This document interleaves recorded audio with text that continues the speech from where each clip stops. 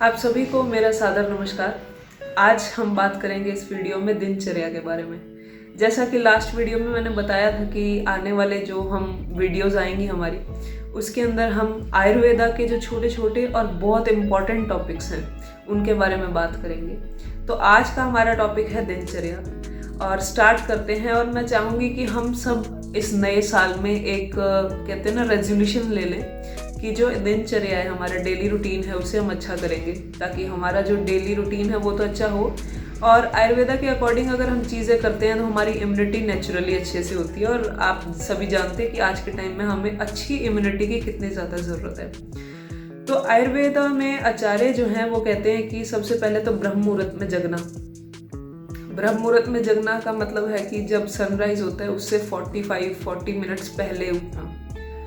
तो मतलब ये हो सकता है कि आप में से कई लोगों को ऐसा मुश्किल लगे कि इतने सुबह कैसे उठा जाए। तो उसका क्या करें कि आप ऐसा ना करें कि आज डिसाइड कर लिया कि कल सुबह 4 बजे उठना है तो 4 बजे ही उठना है, ऐसे नहीं होगा। You have to practise it slowly. ठीक है, अगर आप 6 बजे उठते हैं, आप धीरे धीरे आदत डालें कि 5:30, 5 धीरे धीरे इस तरह से आप करेंगे तो आप इजीली आराम से उस अपने गोल तक पहुंच जाएंगे।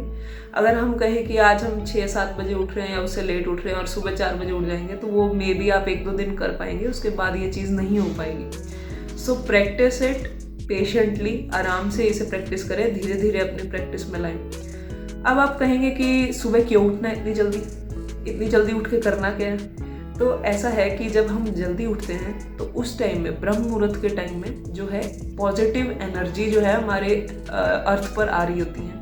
और वो जब हम लेते हैं उस टाइम में हम उठ के कुछ मेडिटेशन या जो भी हम काम करते हैं उसके ऊपर एक बहुत अच्छा इम्पैक्ट आता है। तो वो पॉजिटिव एनर्जी जो है उस टाइम की, वो गेन करना हमारे लिए बहुत ज़रूरी होता है। सेकंड चीज़ जो आती है जब आप उठते हैं, अभी जैसे हम जनरली जो करते हैं कि सुबह उठ के वी गो टू वॉशरूम, आप वॉशरूम जाइए, जो आपकी नेचुरल अर्जीज है उसे पास कीजिए।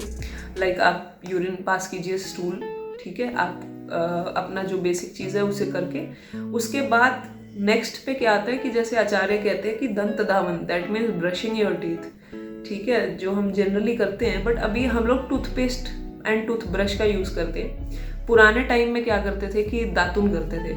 और मैं चाहूँगी कि हम ज़्यादा ना कर सकें। हो सकता है कि आज का हमारा रूटीन ऐसा है, हमारी लाइफ इतनी बिजी हो गई है कि हम इतना सब कुछ नहीं कर पाते, but at least once in a week या जितनी बार भी पॉसिबली आप कर सकते हैं, आप प्लीज़ दातुन लें प्रॉपर। आप नीम की, बबुल की या करंज की, ठीक है, आप एक लंबी जो है उसकी लकड़ी लेकर के उसे आगे से थोड़ा छील करके उसे थोड़ा सा ऐसा सॉफ्ट कर लें ताकि आगे वो आपके गम्स को चुभे नहीं, और उसके साथ आप दातुन करें।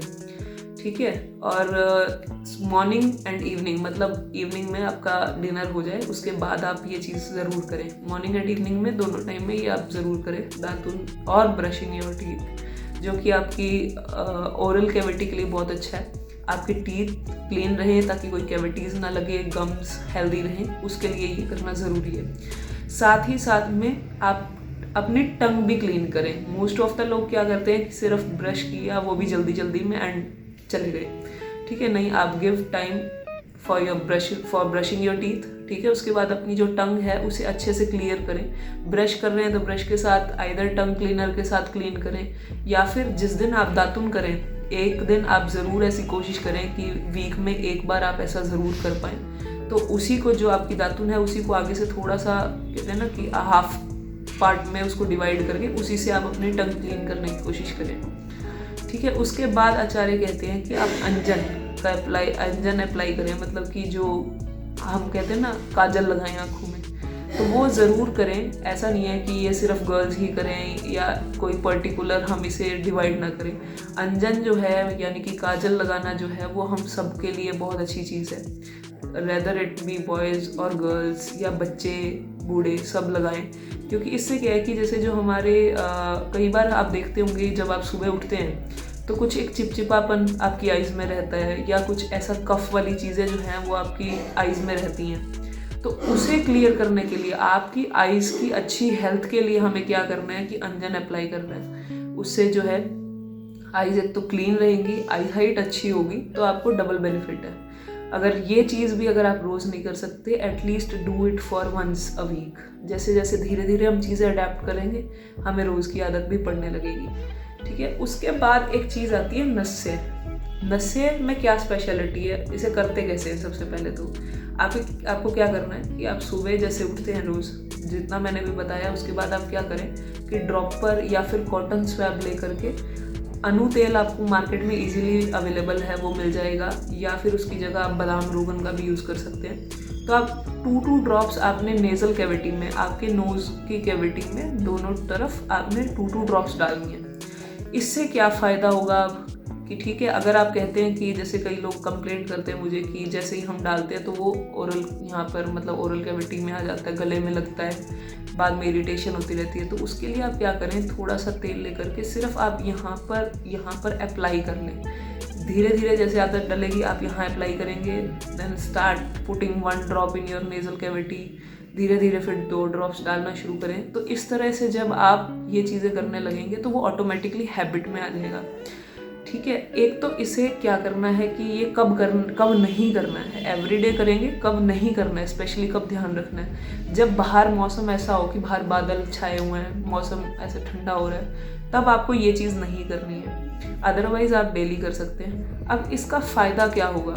इसका फ़ायदा ये होगा कि कुछ लोग जो हैं जिनमें ये बहुत दिक्कत रहती है कि हेयर फॉल बहुत ज़्यादा हो रहा है, ठीक है, या रिपीटेटिव हेडेक रहता है, रिपीटेटिव कोल्ड हो जाता है, तो उस कंडीशन में मतलब वो चीज़ें अच्छी होने लगेंगी जब आप रोज़ ये करेंगे। But point to be noted, जब आपको ऑनगोइंग कोल्ड है, जब आपको ज़ुकाम है, उस टाइम में आप ये चीज़ ना करें। ठीक है, आप एवरीडे में जब आप हेल्दी हैं, नॉर्मल हैं, तब आप करें।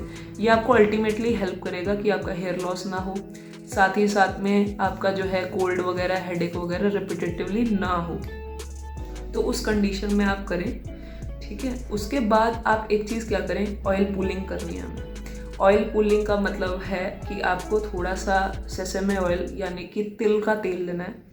तिल का तेल लेकर के आपको हल्का सा पहले, जो ऑयल पुलिंग है ना, आपने कई लोगों ने जो है ऑनलाइन देखा होगा कि बस आपको लेना है, मुंह में रखना है 10-15 minute and that's done. No, इसकी प्रॉपर तरीका है ऑयल पुलिंग करने का। फर्स्ट ऑफ ऑल आप क्या करें कि अपना हेड थोड़ा सा आपका जो है मतलब यहाँ से इसे नेक पे, शोल्डर्स पे अच्छे से मसाज करें हल्के हल्के हाथों से।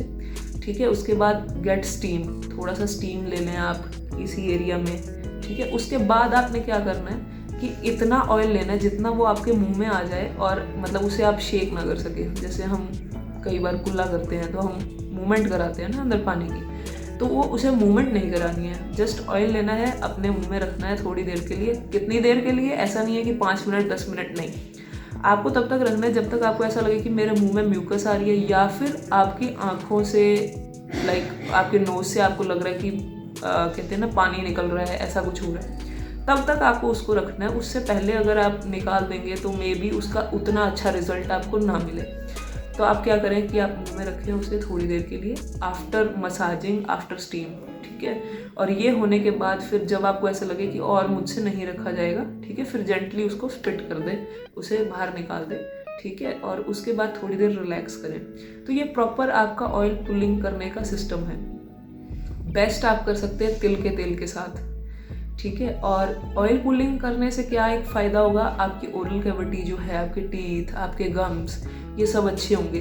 कई पेशेंट्स मुझे बताते हैं कि हमारा जो गला है वो रिपीटेटिवली ख़राब रहता है, मतलब कुछ ठंडा खाया, कुछ खट्टा खाया, और साथ के साथ कहते हैं ना गला पकड़ लिया, ख़राब हो गया, तो वो चीज़ें नहीं होंगी। ये सब अच्छा रहेगा, आपका जो ओरल कैविटी वाला पोर्शन है। तो आप ऑयल पुलिंग कर सकते हैं। अगर ये भी जैसे एवरीडे आप नहीं कर पा रहे हैं, वंस इन अ वीक ज़रूर करें। ठीक है, उसके बाद आप क्या करें, अच्छे से जैसे थोड़ा सा ऑयल पुलिंग करेंगे तो अंदर थोड़ा सा ऑयल की लेयर रह जाएगी, तो उसे हल्के से ल्यूकवार्म वाटर के साथ, कोसे पानी के साथ आप थोड़ा सा उसे वॉश कर ले, रिंस कर ले अच्छे से। उसके बाद आप क्या कर सकते हैं कि कुछ जैसे लौंग वगैरह है, इलायची वगैरह है, आप अपने मुंह में रख सकते हैं, खा सकते हैं, ताकि जो है आपकी एक ब्रेथ जो है वो अच्छी रहे। ऐसा नहीं है कि ऑयल पुलिंग करेंगे तो उसके साथ ऐसा ब्रेथ पे कोई इफेक्ट रहेगा, बट उसके साथ एक एडिटिव और अच्छी आपकी जो है बैड ब्रेथ वाली जिनको कंप्लेंट रहती है, उसमें भी जो ऑयल पुलिंग है, गंडूश है, यानी कि गंडूश हम बोलते हैं ऑयल पुलिंग को। ठीक है। और जो आप ये कोई लौंग वगैरह इलायची वगैरह ले लेंगे तो उससे वो चीज़ आपकी दूर हो जाएगी। उसके बाद एक बहुत बहुत अच्छी और इम्पॉर्टेंट चीज़ आती है जो हमारी बॉडी के लिए बहुत ज़रूरी है, जिसको हम अभ्यंग कहेंगे, या फिर अगर हम इंग्लिश में बात करें तो मसाज। मसाज आपके लिए बहुत ज़रूरी है। पूरी बॉडी पे आप मसाज करें, ठीक है। पूरी बॉडी पे आप अच्छे से मसाज करें। जो आपके जैसे जॉइंट्स वगैरह हैं, कोई नीज वगैरह, तो उसके ऊपर आराम से, जॉइंट्स पे ज़्यादा जोर नहीं डालते हुए, बिल्कुल हल्के हल्के हाथों से करें, ठीक है। अब आप मसाज पूरी बॉडी पे करेंगे। हल्का तेल को जो है थोड़ा सा ल्यूकवार्म कर लीजिएगा, क्योंकि अभी सर्दी के दिन भी चल रहे हैं, ठीक है। तो इसमें क्या है कि आप जब मसाज करेंगे बॉडी भी, तो उससे क्या फ़ायदा होगा। एक तो आपकी जो तेल है वो एंटी एजिंग का काम करता है। जब आप रोज़ मसाज करेंगे तो आपकी जो एजिंग है उसका प्रोसेस जो है वो स्लो डाउन हो जाएगा। मतलब कि मोर ईयर्स ऑफ यूथ, एक तरह से आप कह सकते हैं, ठीक है। और इसके साथ क्या है कि आपकी बॉडी को जो है एक स्ट्रेंथ मिलती है। जब आप मसाज करते हैं आपको नींद बहुत अच्छी आती है। कुछ पेशेंट्स जो कंप्लेंट करते हैं कि हमें नींद नहीं आती है भाई साहब, तो क्या करें, आप मसाज करिए, अपनी बॉडी पे अच्छे से मसाज करिए, ठीक है। सिर पे लगाएंगे, सिर पे जब आप तेल धारण करते हैं, मतलब मैंने आयुर्वेद का टर्म बोला कि तेल धारण करना शरीर पर, सर पर, ठीक है। तो आप जब ऑयल लगाते हैं तो उससे वो चीज़ें अच्छी रहती हैं। सिर पे लगाते हैं तो हेयर फॉल नहीं होता है जल्दी से, pre mature greying of hairs नहीं होती है, मतलब बाल सफ़ेद नहीं होते हैं जल्दी एज से पहले। तो ये सब करेंगे तो आपको बहुत फ़ायदा रहने वाला है। मसाज ज़रूरी है।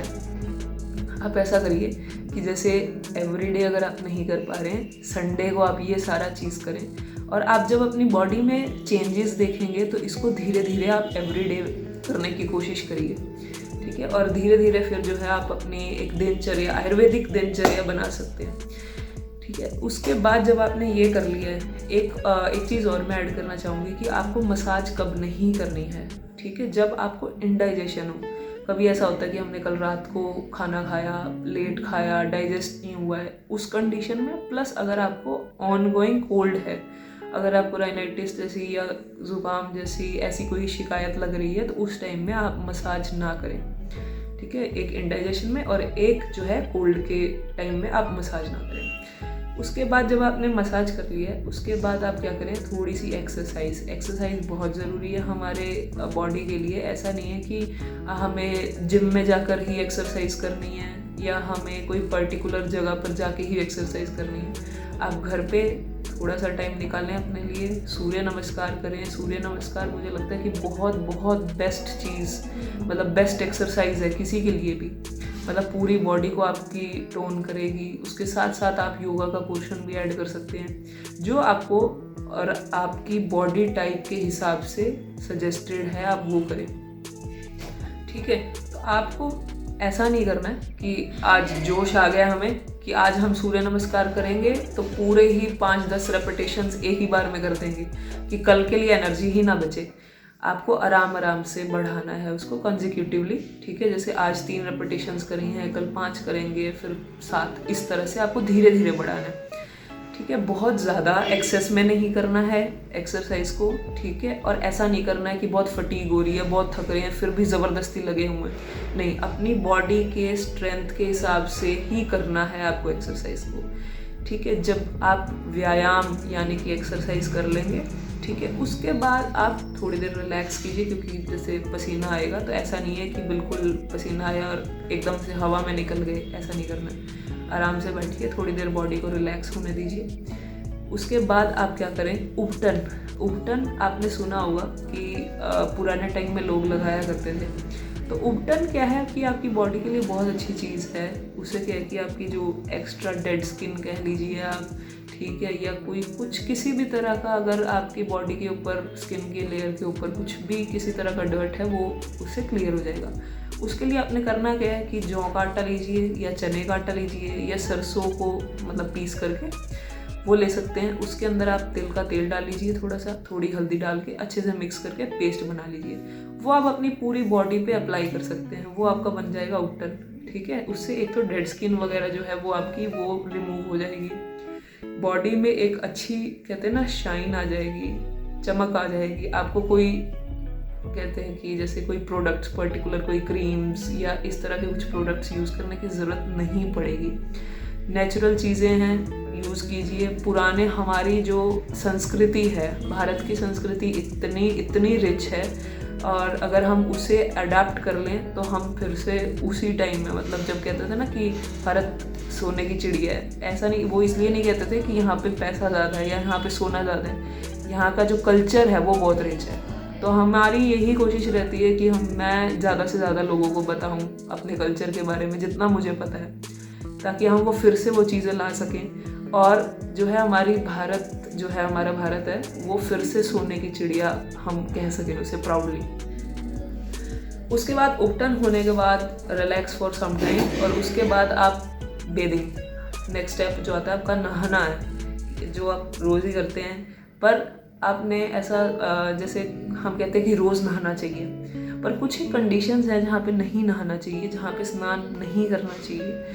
मतलब आपको कोल्ड अगर है, कोल्ड की कंडीशन है, इंडाइजेशन की है, इन कंडीशंस में आपको नहीं नहाना चाहिए, या आपको ब्लोटिंग हो गई है, लूज मोशंस हैं, इस कंडीशन में आप नहाना अवॉइड करें। और सबसे मोस्ट इम्पॉर्टेंट थिंग जो मैंने देखी है आसपास में अपने, कुछ लोगों को मैंने देखा है कि अभी खाना खाया है इमीडिएटली, कुछ लोग क्या करते हैं कि नहाने से पहले खाना खा लेते हैं, या कुछ भी कंडीशन है XYZ, तो उसमें आपने खाना खाया और इमीडिएटली आप नहाने चले गए। Please don't do that.